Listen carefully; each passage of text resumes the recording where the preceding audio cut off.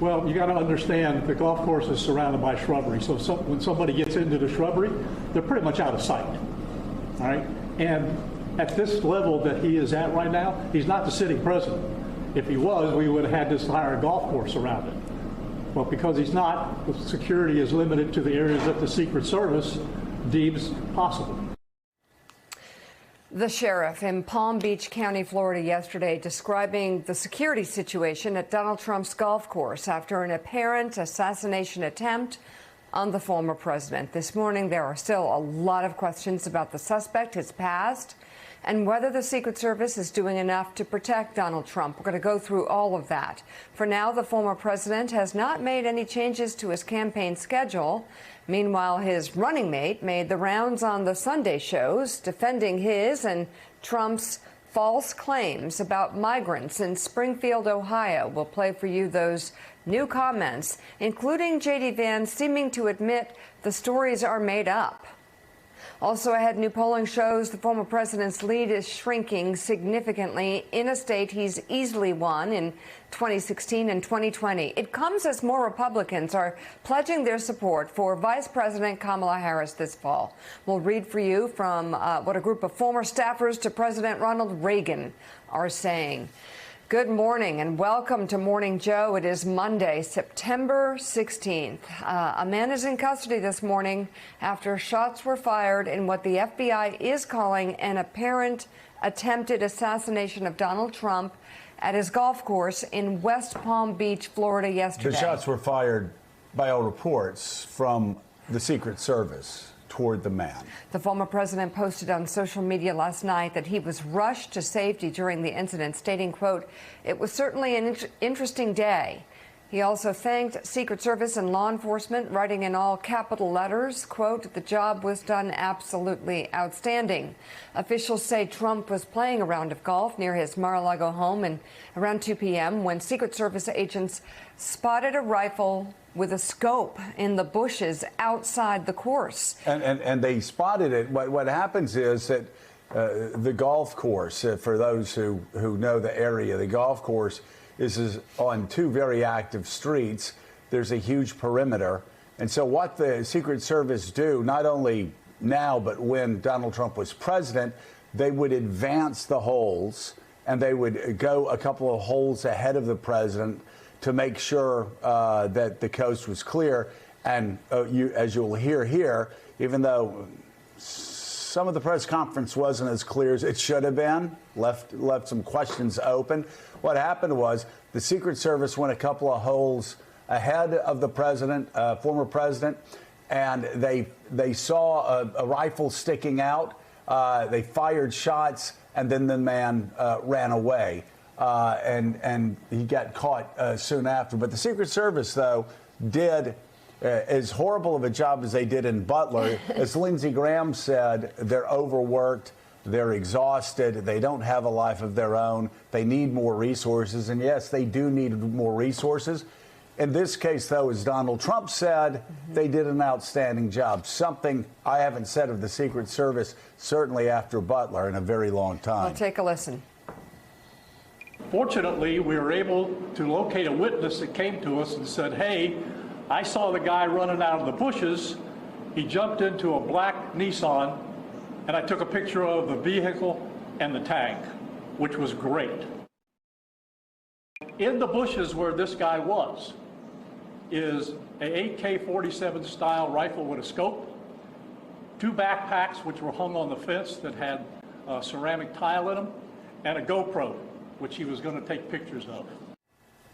So the tip from that witness helped lead to an arrest. The man was taken into custody and was identified as 58-year-old Ryan Wesley Ruth, according to 3 senior law enforcement officials. His identity was not released during yesterday's news conference.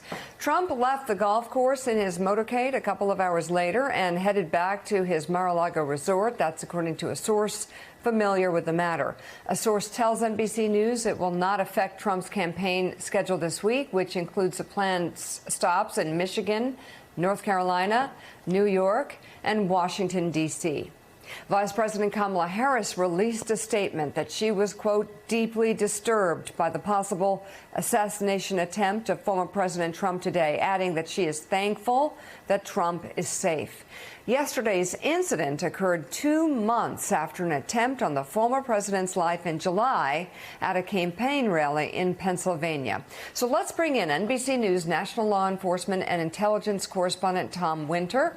Also with us, the host of Way Too Early, White House bureau chief at Politico, Jonathan Lemire, and president of the National Action Network and host of MSNBC's Politics Nation, Reverend Al Sharpton. So, Tom, thanks so much for being with us. A couple of questions just to make sure everybody that's tuning in this morning has it clear.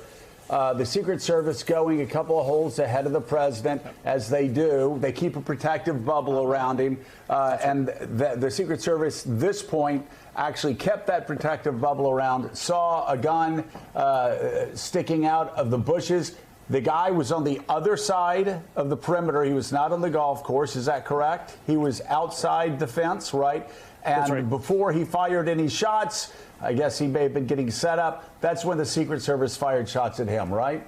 That's exactly right, Joe. So it's still a little unclear whether or not he was able to get off a shot or not. We don't have any indication of that at this point, but there were some initial reports of that. Either way, it would have been directed towards the Secret Service and not against the former president and Republican nominee. To your point, yes, it does seem like the plan here worked. He is not, Donald Trump is not the president of the United States. If he was the president of the United States, that street would have been blocked off. There would have been additional agents ahead of where the president was, if Trump was in fact the president at the time, or if it was Joe Biden golfing on that golf course, for instance, in that street where this individual appears to have set up. To your point exactly, Joe, there are a number of busy streets that flank this course, and that person, or at least that street, would have been blocked off, and that person would have had a really hard time getting to that location. The suspect's been identified as Ryan Wesley Routh. He was born in February of 1966. Not clear what the potential motive may have been here. You're looking at a photo of him. I believe this was taken in Ukraine, where he traveled to in 2022. This individual espoused a number of strong pro-Ukrainian views and tried to implore Americans to travel there to help the Ukrainians after they were attacked and invaded unprovoked by Russia. So that's something that is out there as far as a political belief. His criminal history is extensive, and that's perhaps an understatement. Over 100 charges lodged against him over the years. And so this morning, while there's no initial indication or any sort of evidence that this individual may have had an accomplice or somebody with him at the golf course yesterday, I think there is a big question in law enforcement circles as to how he was able to purchase this weapon, because it would at least appear, or some indications, that it would have been prohibited by federal law and by state law for buying this weapon. And if in fact somebody bought it for him because he knew that he couldn't buy one, or somebody sold it to him illegally, well, that's a potential additional charge for somebody else. We do expect him to be charged federally. I know somebody who regularly appears on this program, State's Attorney Dave Arenberg, yesterday said that in fact the feds are going to take this over and they are going to move forward with charges. I just checked as we were starting the program, the federal court docket in Florida. Nothing has been unsealed or filed yet that at least we can see publicly, but it'll be the U.S. Attorney's Office out of Miami that will likely bring this case. Yeah, with a guy with a rap sheet this long, it would be very distressing if he were able to buy an AR-15 style weapon. And so perhaps he did get some help there, or maybe he did what so many other people do, buy their guns illegally. Jonathan Lemire, a long rap sheet from this guy. He actually, in 2016, he supported Donald Trump. But then was disillusioned with Donald Trump well before the Ukrainian war, the Russian-Ukraine war, the Russian invasion, and saw some possible support for other Republican candidates in 2024. What do you know? Yeah, you're right. There was on his social media account, he had suggested that he had backed Trump in 2016 and then soured on him. There was also some tweets suggesting some support for Nikki Haley, Vivek Ramaswamy, and the like. His politics, though, fairly unclear at this point. And certainly we should give credit to the Secret Service, as you did, Yes. Joe, that this is, as much as Butler County went wrong, that incident in Pennsylvania 2 months ago, it seems like yesterday they did everything exactly right. And these are the sort of incidents that do happen from time to time. time. Perhaps not as close to the principle like this one was, where a man actually had a gun and was preparing to strike. But there are instances all the time where Secret Service disrupts these sort of incidents where they'll arrest someone who posed some sort of threat to the sitting president. Well, vice president, and Jonathan, part of the confusion leading into the press conference yesterday was that there was just some bad misinformation that came out very early. People came out with statements very early.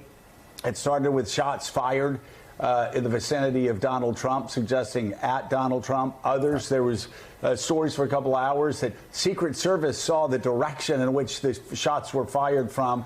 And then we find out later, though it was jumbled at the press conference, we find out later that it appears the only shots fired were from the Secret Service toward the man to get him to do exactly what he did. Right, and no shots fired at Trump, who at that point was still several holes away, but then was rushed to safety by the Secret Service. So, Tom, what more do we know about this individual? And is there investing? We're going to, he's the expected arraignment today. We should learn, I would think, more then. But sources telling you anything about motivation as to why he would have done this, and just also speak to us a little bit more about just the danger that these sort of lone wolf kind of would-be assassins pose.